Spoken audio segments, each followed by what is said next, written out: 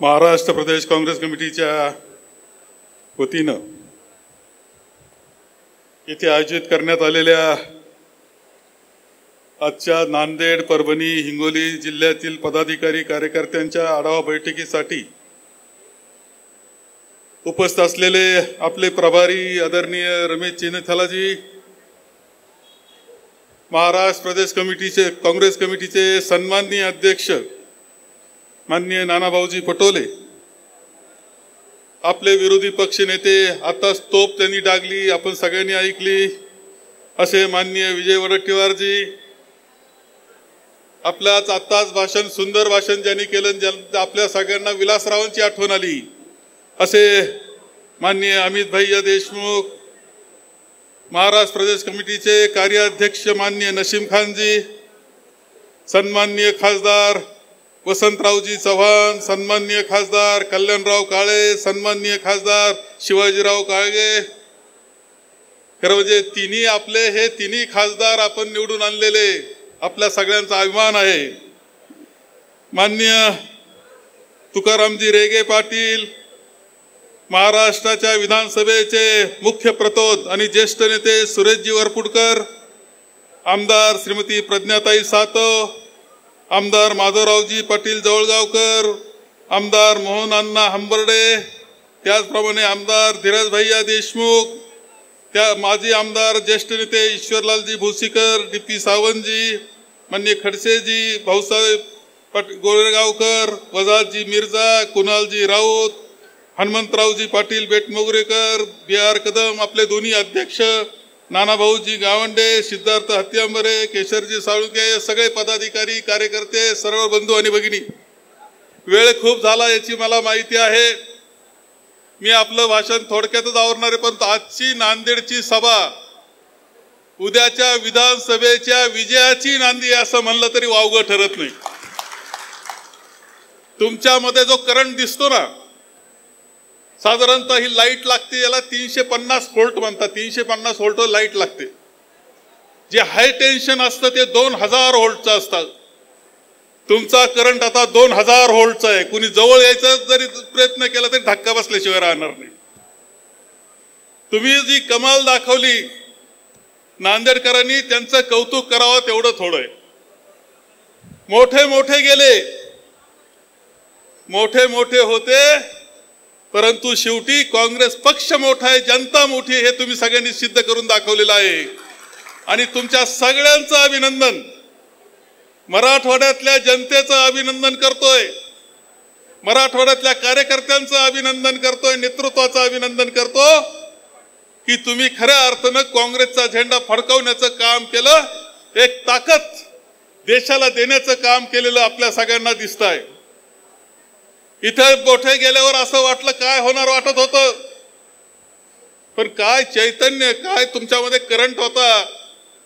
आणि एका सच्च्या कार्यकर्त्याला, वसंतराव चव्हाणांना संधी मिळवून देण्याचं काम तुम्ही केलेलं आहे। हे फार महत्वाचं काम तुम्ही केलेलं आहे।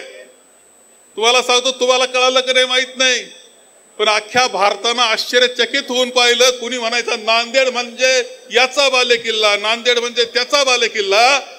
नांदेड बालेकिल्ला होता तो आदरणीय शंकरराव चव्हाणांचा होता, त्यांचा वारसा सांगणाऱ्याचा नव्हता, हे सिद्ध करून दाखवण्याचं काम तुम्ही केलं। काँग्रेसचा बालेकिल्ला नांदेड आहे, शंकरराव चव्हाणांचा बालेकिल्ला हा नांदेड आहे।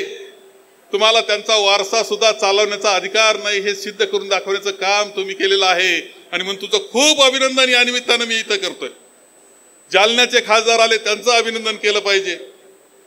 अमित भैया आणि धीरज भैया आणि त्यांच्या सगळ्या सहकाऱ्यांनी लातूर सुद्धा जिंकून दाखवलं, त्यांचं अभिनंदन करण्याचा आजचा दिवस आहे। विलासरावजींच्या स्मृतीला, शंकरराव चव्हाण साहेबांच्या स्मृतीला अभिवादन करण्याचा आजचा दिवस आहे असं म्हणलं तरी वावगं ठरत नाही, इतका कौतुकाचा दिवस आज आहे। खरं आजच्या ज्या बैठका होत्या खऱ्या तुमच्याशी चर्चा करण्याच्या, परंतु तुमचा उत्साह काल लातूरमध्ये पाहिला, उत्साह एवढा उत्साह की ते सभेमध्ये रूपांतर झालं। आज खरं बैठका होत्या जिल्हानिहाय, पण सभेमध्ये रूपांतर झालेलं आपल्या सगळ्यांना दिसतंय। एक सगळीकडे वारं दिसतंय, ते काँग्रेसचं वारं दिसतंय। आपल्या देशावर जे संकट होतं, जे भारतीय जनता पक्षाने आणलं होतं, त्यांना पुन्हा एकदा आपण पाहतोय की कशा पद्धतीचे राजवट पंतप्रधान मोदी यांनी यांची होती, वेगळं सांगण्याची आवश्यकता नाही. सगळ्यात ज्यादा अन्याय कोणावर होत होता तर शेतकऱ्यावर होत होता. शेतकऱ्यांनी दिल्लीला वेढा टाकून बसले. 700 शेतकरी त्यामध्ये मृत्युमुखी पडले, परंतु आपल्या पंतप्रधानांना कीव आली नव्हती. शेतकऱ्यांच्या मोर्चामध्ये गाडी घालण्याचं काम यांच्या मंत्र्यांनी केलं, त्याला शिक्षा झाली नाही. अशा प्रकारची अवस्था आहे. महाराष्ट्रातला शेतकरी असो किंवा देशातला शेतकरी असो, या भाजपचं धोरण हे कायम त्यांच्या विरोधात राहिलेलं आहे. त्यांचं धोरण महिलांच्या विरोधात राहिलेलं आहे. आपल्या कुस्तीगीर महिला काय आरोप त्यांनी केले होते, त्या खासदाराला शिक्षा झाली का? तो आजही मोकाट फिरताना दिसतोय आणि उलटी ती कुस्तीगीर महिला ऑलिम्पिक मध्ये गेले आणि तिच्यावर पुन्हा अन्याय झाला, हे आपल्या सगळ्यांना पाहायला मिळत आहे. मणिपूरमध्ये आदिवासीवर झालेला अन्याय आपण पाहतो. आणि हे सगळं पाहिल्यानंतर आपल्या सगळ्यांच्या लक्षात आलं होतं की कुठंतरी भारतीय जनताच्या माध्यमातून या देशावर मोठा धोका निर्माण होतो आहे. हे घटनेला हात घालायला निघालेले आहेत, या देशाच्या लोकशाहीला हात घालायला निघाले आहेत. ईडी आणि आयटीचा वापर करून अनेक नेत्यांना आत टाकण्याचा कार्यक्रम चाललेला आपण पाहिला. मुख्यमंत्र्यांना आत टाकायचा कार्यक्रम पाहिला. केजरीवालजी आज सुद्धा जेलमध्ये आपल्याला दिसतात. हे भारतीय जनता पक्षाचं धोरण हे लोकशाहीला आणि आपल्या राज्यघटनेला घातक आहे. असं म्हणल्यानंतर तुम्ही सगळ्यांनी जो निर्णय दिला, देशाने जो निर्णय दिला आणि त्यांचा सत्तेचा अहंकार उतरून टाकायचं काम केलं, याकरता सुद्धा देशातल्या जनतेचे आभार मानण्याचा आजचा दिवस असं मला तो अवघड ठरणार नाही. हे सगळं आपण पाहतो. खरं तुम्हाला एक धोका अजूनही सांगतो. आजही धोका राज्यघटनेला आहे, आजही धोका लोकशाहीला आहे. आणि त्यापेक्षा सगळ्यात मोठा धोका कोणता असेल, या भारतीय जनता पक्षाकडून सगळ्यात मोठा धोका पुन्हा एकदा चातुर्वर्ण आणण्याचा प्रयत्न त्यांचा आहे. पुन्हा एकदा जाती जातीमध्ये भेद निर्माण करताना दिसत आहेत. चातुर्वर्ण्याचा अर्थ काय माहितीये का तुम्हाला? छत्रपती शिवाजी महाराजांना सुद्धा राज्याभिषेक करण्याचा अधिकार नाही म्हणणारा तो चातुर्वर्ण. शाहू महाराजांना वेदाचा वापर करता येणार नाही, वेद मंत्राचा म्हणणारा तो चातुर्वर्ण. 1 वर्षापूर्वी संभाजी महाराज जे आहे कोल्हापूरचे, त्यांच्या धर्मपत्नी काळाराम मंदिरामध्ये गेल्या होत्या नाशिकच्या, आणि त्या वेद मंत्र म्हणत होत्या. तिथल्या त्या आले ते ब्राह्मण मंडळी काही तिथल्या त्या मंदिरातली, आणि म्हटले तुम्हाला हा अधिकार नाही. याला म्हणतात चातुर्वर्ण. भारतीय जनता पक्षाला हा चातुर्वर्ण पुन्हा आणायचा आहे, पुन्हा मनुवाद आणायचा आहे. आणि म्हणून हा विचार, जर पुन्हा मनुवाद आला, पुन्हा चातुर्वर्ण आला, तर आपली गणना कशात होईल याचाही विचार करायला आपण हरकत नाही. ते जाती जातीमध्ये भेद निर्माण करण्याचा प्रयत्न करतायत. त्याच्यातून ते पुन्हा एकदा वाद निर्माण करण्याचा प्रयत्न करतायत. ते दिशा आहे त्यांची, ती चातुर्वर्ण्याकडे नेण्याची आहे. आणि म्हणून आपल्या सगळ्यांना सांगेल, खरं म्हणजे तुम्ही मंडळी आहे इथे, खूप नरहरजी कुरुंदकर नावाचा मोठा विद्वान माणूस नांदेडचा, आजही त्यांचे पुस्तकं तरुणांनी वाचावे, म्हणजे त्यांच्या लक्षात येईल की चातुर्वर्ण म्हणजे काय आणि भारतीय जनता पक्षाचं मूळ कशात आहे हे लक्षात आल्याशिवाय राहणार नाही. त्यांनी आता महाराष्ट्राची सत्ता हासिल करण्याचा प्रयत्न ते करतायत. महाराष्ट्राची सत्ता हासिल करण्याच्या प्रयत्नामध्ये त्यांनी काय नाही केलं. महाविकास आघाडी ज्यावेळेस आमची सत्ता होती, तिघांची सत्ता होती आमची, पहिलं काम आम्ही केलं असेल, कोणतं केलं असेल तर तुमच्या सगळं कर्ज माफ 2 लाखापर्यंत सहजतेनं कर्ज माफ केलं. 30,000 कोटी रुपयाचं त्यावेळेस आम्ही पैसे दिले. पैसे वाया घातले नाही, शेतकऱ्याच्या खिशात घालण्याचं काम महाविकास आघाडी आम्ही म्हणून केलं. कोरोनाच्या संकटामध्ये लोकांच्या पाठीशी उभं राहण्याचं काम महाविकास आघाडी म्हणून आम्ही केलं. प्रत्येक गोष्टीची काळजी आम्ही घेत होतो. परंतु आता हे सरकार आलंय, तिजोरीची उधळपट्टी चाललेली आहेच आहे. इतकी उधळपट्टी चाललेली आहे, तिजोरीचा पूर्णपणे संपून टाकायचं काम चाललंय. पैसे कुठेही खर्च करण्याचा कार्यक्रम चाललेला आहे. परंतु संजय निराधारचे जे आहे त्यांना 9 महिने झाले, अजून पैसे आलेले नाही. त्या निराधारांना 9 महिने झालेत, त्यांचे पैसे आले नाहीत. ही वस्तुस्थिती आपण तपासून घ्या. आपल्या गावगावची काय परिस्थिती आहे या पद्धतीत चाललंय. लाडकी बहिणानं यांना लाडकी सत्ता लाडकी आहे, याच्याकरता लाडकी बहीण आहे हा हेतू सुद्धा ओळखला पाहिजे. आणि त्यांच्या हातात पुन्हा सत्ता जाणार नाही याची काळजी आपल्या सगळ्यांना घ्यावी लागेल. इथली शांतता व्यवस्था काय आहे राज्याची? या राज्याचा एक आमदार पोलीस स्टेशन मध्ये जाऊन गोळीबार करतो, ही परिस्थिती आपल्याला दिसते. धनदांडग्यांचे पोरं गाड्या अंगावर घालतायत, गोरगरिबांच्या अंगावर गाड्या घालतायत. किती केसेस झाल्या तुम्ही पहा. त्यांच्या गाड्या अंगावर घालणारे कोण ते पहा आणि त्यांना वाचवणारे कोण ते पहा. कारण त्याला सत्तेचा माज आलेला आहे, त्याचा तो परिणाम हे लक्षात घ्या. तपासून पहा तुम्ही सगळे मंडळी. अंमली पदार्थाचा वापर प्रचंड वाढलेला आहे. तरुण पिढी पूर्णपणे बर्बाद करण्याचं काम त्याच्यामध्ये चाललेलं आहे. यामध्ये कोण आहे हे सुद्धा तुम्ही तपासा.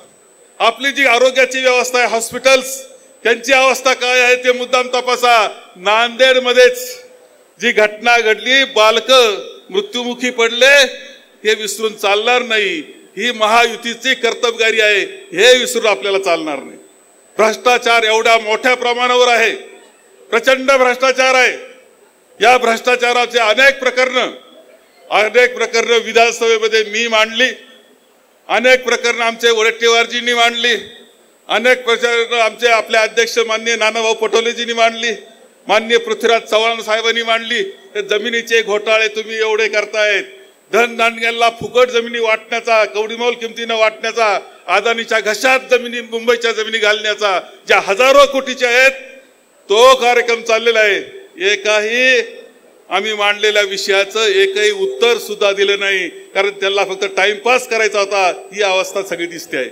आणि म्हणून मी आपल्या सगळ्यांना सांगेल की आपल्याला या विधानसभेमध्ये काही झालं तरी महाविकास आघाडीची सत्ता आणायची आहे, महाविकास आघाडी आणायचीच आहे. परंतु काँग्रेस हा सुद्धा मोठा पक्ष म्हणून पुन्हा एकदा जसं लोकसभेला उभा केला तसं उभे करण्याची जबाबदारी सुद्धा आपल्या सगळ्यांची आहे. आपण इथं खूप मोठ्या प्रमाणावर उमेदवार आहेत. एकंदर आमचे कालपासून नांदेडचे उमेदवाराची भेटल्याची आकडा 100 पेक्षा कमी नाही. ही अवस्था आमची आहे, खरं सांगतो तुम्हाला. परंतु याच्यामध्ये आपल्या सगळ्यांना सांगेल, उमेदवारी कोणाला मिळेल कोणाला मिळणार नाही. परंतु एक लक्षात ठेवलं पाहिजे की ज्याला मिळेल त्याच्या पाठीशी सगळ्यांनी उभं राहायचं, हा विचार सगळ्यांचा असला पाहिजे, याची काळजी तुम्ही घ्यायची आहे. एकंदर आपण पाहतोय परिस्थिती नोकऱ्यांची काय आहे. मुलांना नोकऱ्या नाहीत, महागाई प्रचंड वाढलेली आहेत, मुलांना नोकऱ्या नाही म्हणून आरक्षणाचे प्रश्न तयार झालेले आहेत. आपल्या आरक्षणाच्या प्रश्नामध्ये सुद्धा ज्या वेळेस विधानसभेमध्ये हा प्रश्न निघाला त्यावेळेस भक्कमपणे आम्ही बाजू मांडलेली आहे. विधानसभेचे सगळे प्रोसिडिंग तुम्ही पहा, मी मांडलेले, नानाभाऊ बोललेले आहेत, माननीय पृथ्वीराज चव्हाण साहेब सुद्धा भक्कमपणे पाठीशी राहिलेले बोललेले आहेत.